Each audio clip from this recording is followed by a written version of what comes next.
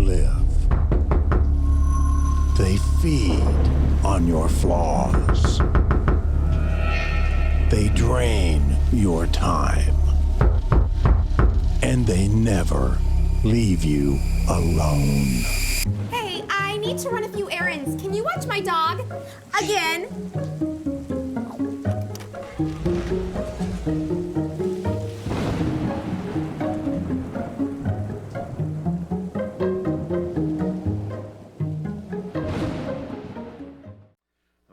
Well, next week we are going to start. We are going to have a Thanksgiving service, and the following week after that, we're going to start a series called our Christmas series, which is called Travel Light, and I'm excited to do that. And we should, when we come back in 2 weeks, this will all be done. We're almost done. Thankfully, we're almost finished, and we're excited about that. Anybody in here have hypocritical people in your life? Raise your hand. Everybody's like, maybe I shouldn't raise my hand, all right? Anybody have a hypocritical person sitting right next to them? Don't raise your hand, all right? Don't raise your hand. Okay, that might lead to, we might have to break up some fights right here in the worship center, all right, if you did that. We all do, right? We all have hypocritical people in our life. And it's the hardest thing, isn't it?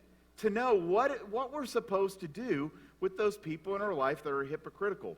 One of the biggest complaints that non-Christians have toward Christians is that they can be hypocrites. We might have even heard that before. I know through the years I've heard it a few times.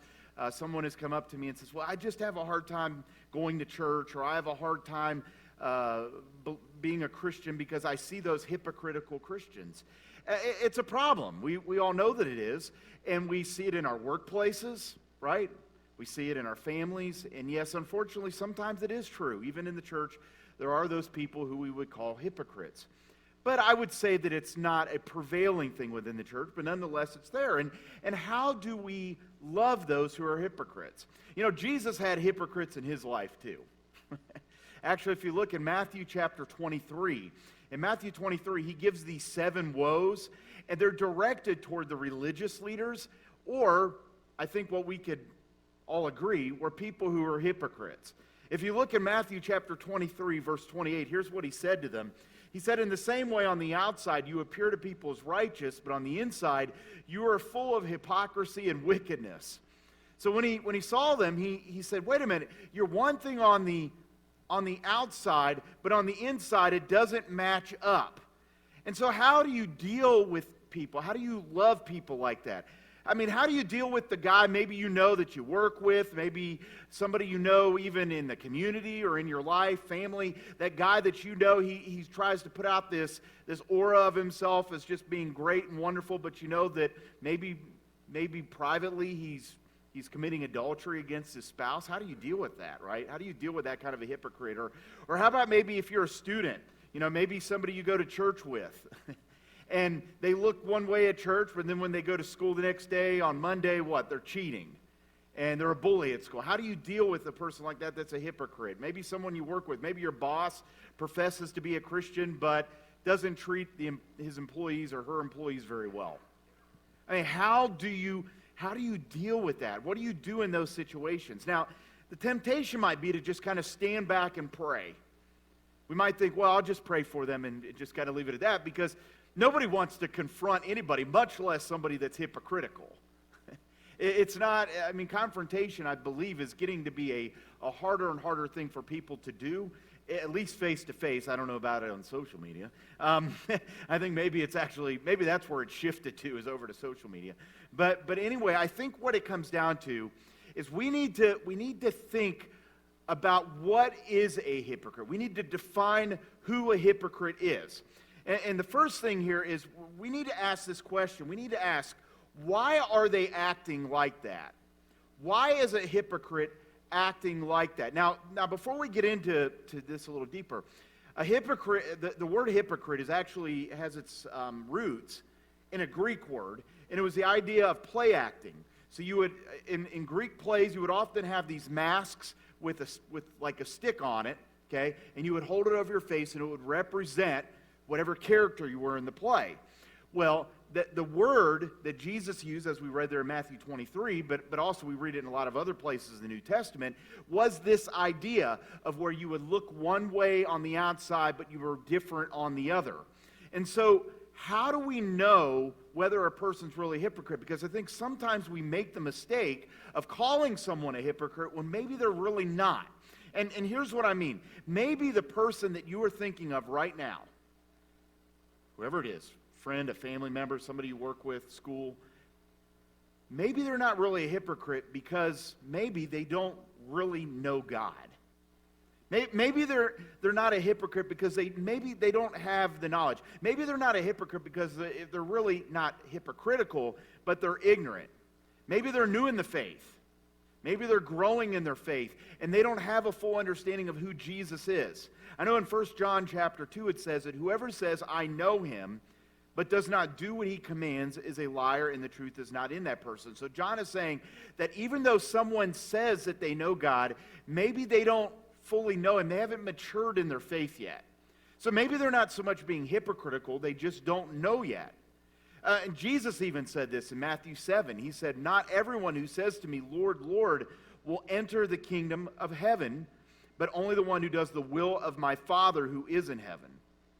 So again, just because someone claims Jesus doesn't mean that they have been transformed. So maybe it's not that they're hypocritical, they just don't know any better. They don't know any better. And that's the next thing here. Maybe they just don't know any better yet. They haven't matured in their faith. Paul ran into this problem. In 1 Corinthians 3, here's what he writes. He said, brothers and sisters, I cannot address you as people who live by the Spirit, but as people who are still worldly, who are what? What does it say there? Mere infants in Christ. You see that? So he's saying, I'm talking to you, but you're still growing. You're not fully there yet. You're still growing in your faith. Yes, they have been forgiven and they have been changed, but they have not fully matured. And so Paul understood, and I think maybe in a situation like this, we have to understand that it's not so much about trying to change a person, or maybe we don't really need to confront a person about their hypocrisy, because maybe they're not really a hypocrite. They need instruction. They need guidance. They need help. They need mentoring.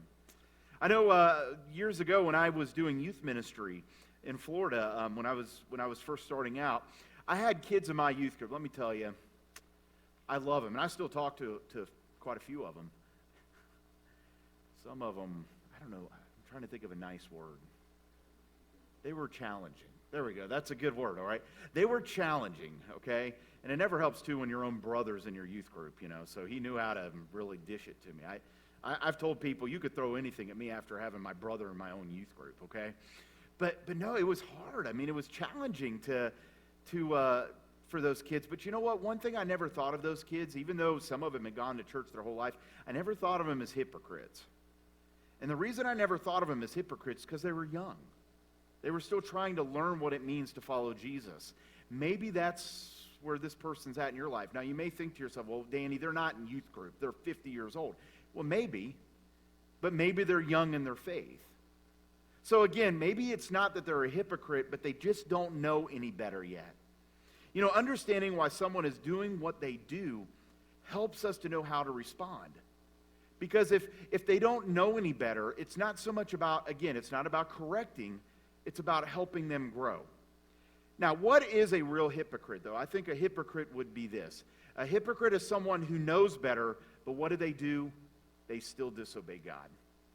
They still find a way to disobey God. And this is a hypocrite. Paul said in 1 Peter, he says, Peter said this in 1 Peter, live as free people, but do not use your freedom as a cover-up for evil. Live as God's slaves. I mean, he's saying that we should never take advantage of grace. We should never use the grace that we have in Jesus Christ as a way to give license to live it the way we want. But that's what a hypocrite does. A hypocrite will find a way to license their behavior. Sometimes it starts out by saying, have you ever heard anybody say something like this? It's no business. It's none of your business how I live. You ever heard anyone say that before? Maybe not to your face, but maybe you've just heard it before. Sometimes that's what a hypocrite will say. It's because they don't want They don't want to know where they're going wrong, where they're living outside of God's will for their life. Sometimes somebody might try to rationalize it. They'll try to say, well, this is the reason why. I mean, if you go all the way back to Genesis 1 and 2, that's what happened, right? I mean, Adam and Eve, they tried to rationalize what they did when they first took of the apple, the tree of the knowledge of good and evil, right? It's because they tried to rationalize it. In the book of Jude, it says, for certain individuals whose condemnation was written about long ago have secretly slipped in among you. They are ungodly people who pervert the grace of our God into a license for what? For immorality, and deny Jesus Christ, our sovereign, or our only sovereign and Lord. I mean, this is a common story. So sometimes hypocrites, what they can say or what they can do is say, oh, this is why I did it and it's okay. And then it moves into what we read there in 1 Peter, where then they might say something like this. They might say, you know what? Even though I did it, God's going to forgive me anyway. God will forgive me anyway. I can remember one time when I was a kid. I must have just been learning about this whole wonderful grace thing that we get to experience. I remember saying that to my mom. I did something wrong, and I knew it was wrong, and I told her, I'm like, but God's going to forgive me anyway, you know. You know, kind of give me, that didn't fly over very well, by the way. But, you know, but that's sometimes what a hypocrite can do. And I want to challenge you, if you've ever found yourself there, don't go there. That's not why Jesus died for you. He didn't die for you to just sin because you're going to be forgiven anyway, because that's what hypocrites do. So again, if we're talking about hypocrites, what are we supposed to do? Okay, what are we supposed to do with real hypocrites in life? These are people that have come to know Jesus. They know better, right? They know the Word. They've grown in the faith. Is it our business to even do something about it? I mean, are we supposed to judge them? I mean, are we supposed to, or are we just supposed to pray about it and not do anything about it? I don't think that one of our actions is to do nothing, because when we look in Jesus' life, we look in the lives of Paul and Peter, we look at some of the Old Testament prophets, we see that they confronted people who were hypocritical. But it all comes down to how you do it, doesn't it? Because we have to really get this right.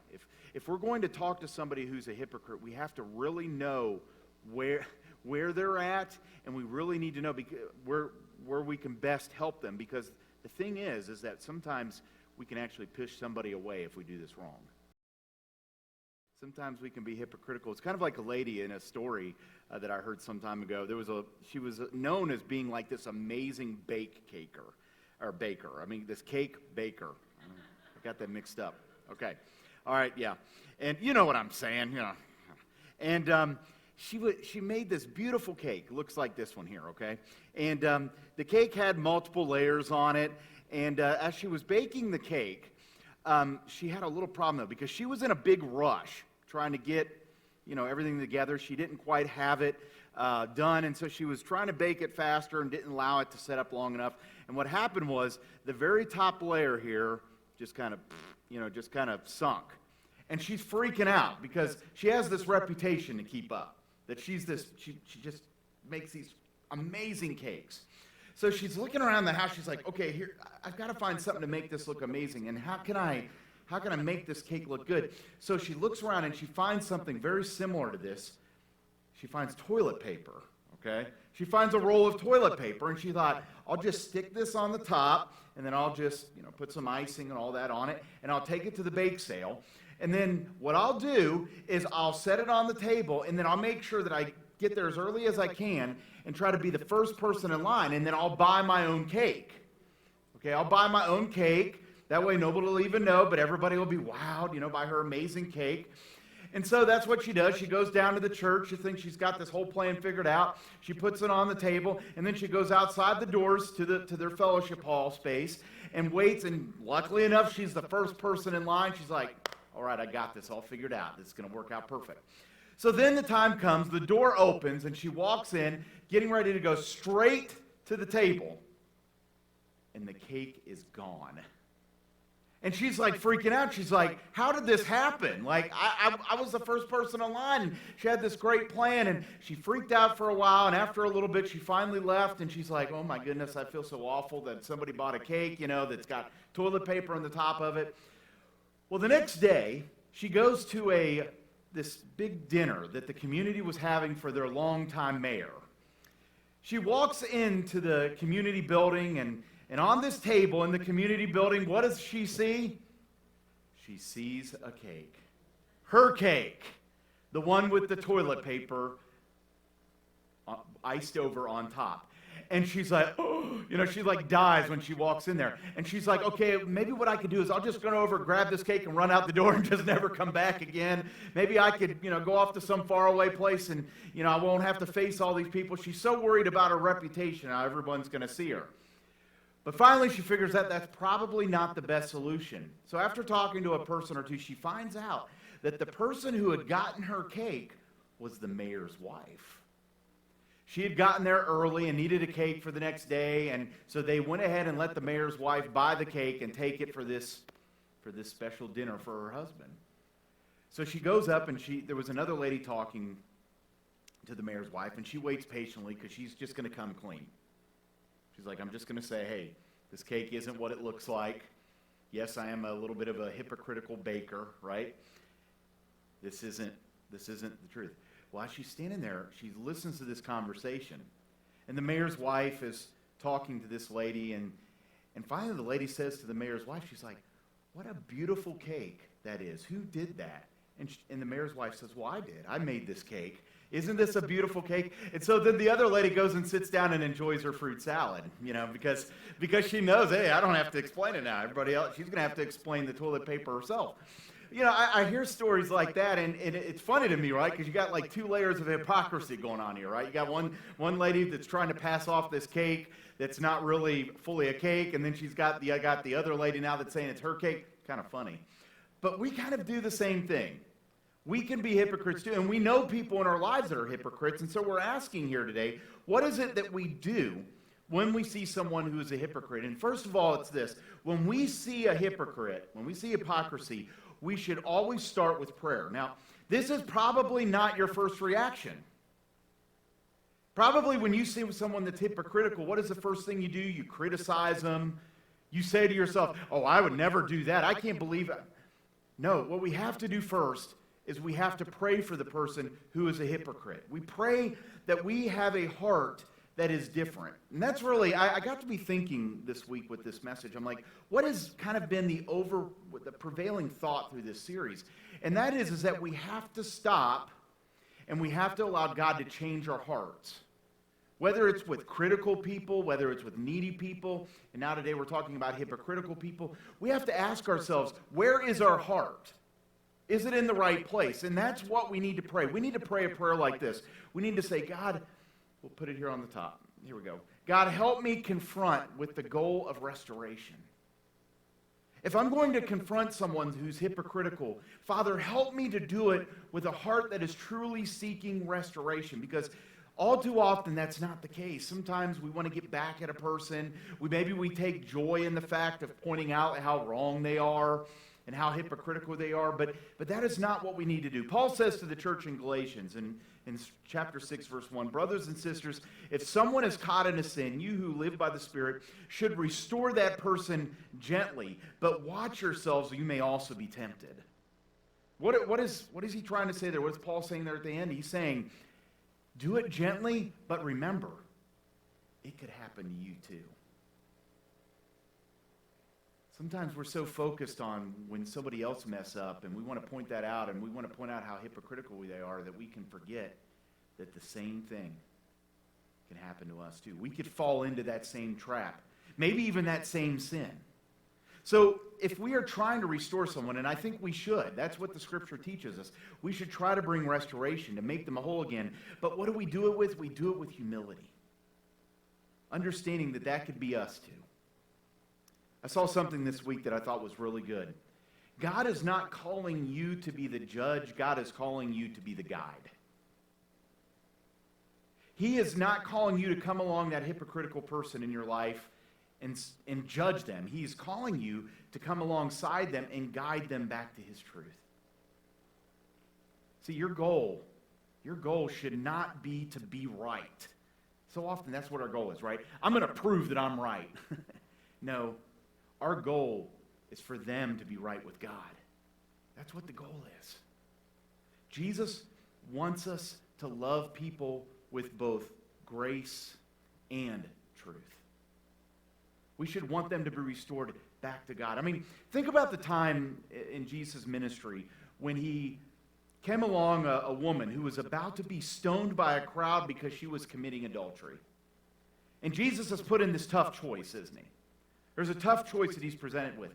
Is he going to focus on grace, or is he going to focus on the truth? Because the truth of the word says that what they were doing is right, but grace said otherwise. And so what does Jesus do? When he's caught in this tough place, he chooses to do both. See, sometimes we fall into the trap of either or. It's got to be grace or it's got to be truth. But Jesus says and shows us it can be both. He didn't excuse her sin, did he? Jesus didn't say, oh, it's not a big deal what she's doing. Come on, guys. But yet he also doesn't pick up a stone. Actually, he starts writing in the ground, and we think that he was writing the sins of those who were around him. But nonetheless, he showed grace by not condemning her, but what? But releasing her to sin no more. And that is what we should be trying to do when we run into those people in our lives that are hypocrites. We need to share the truth with them, but we always do it in love. So that is the first thing. If you're thinking about talking to that person that's being hypocritical, you have to start off first by praying and saying, God, help me to have the right heart. It has to start with that. Now, after that, if our hearts are in the right place, and believe me, if your heart isn't in the right place, you shouldn't be confronting anybody, much less a hypocrite, okay? So check your heart, and then this, God, help me to confront carefully. Help me to confront carefully. Actually, this is very similar to a point in the last two sermons. Because when it comes to relationships, I think sometimes we have to stop and tread a little more carefully than what we do. So we need to pray, God, help me to confront with the goal of restoration, and then help me to confront carefully. Again, go back to that verse I shared with you from Paul in Galatians. What does he say? If someone is caught in a sin, you who live by the Spirit should restore that person gently, but watch yourselves, or you may also be tempted. We have to do it very carefully, with a gentle spirit. You know, there's a saying that goes, pride comes before the fall. Have you heard that before? Paul says that too. In 1 Corinthians it says, so if you think you are standing firm, be careful that you don't what? That you don't fall. See, that's the kind of heart and attitude we have to have when we confront that hypocritical person, is to realize that we could fall too. It's tempting to think we would never do it, but then when you think that, Satan's got you right where he wants you. You know, we see this all the time, don't we? We see it in politics, where we see politicians try to point out the faults of others, and then eventually what happens, their own faults come out. We see it in our families, and yes, unfortunately, sometimes we even see it in the church. What happens when we are not gentle in our spirit toward those who are hypocritical? You know, Jesus gives us a pattern and a model on loving someone and confronting someone with love in a situation that's troublesome, like hypocrisy. In Matthew 18, Jesus says this. He says, if your brother or your sister sins, you know, if they're being a hypocrite, go and point out their fault just between the two of you. Don't go on Facebook. Don't go on Twitter. Don't go on social media and start pointing out somebody's fault. That's what Jesus is saying here. He was thinking of Twitter and social media when he said this. All right, he's saying, just don't go on there.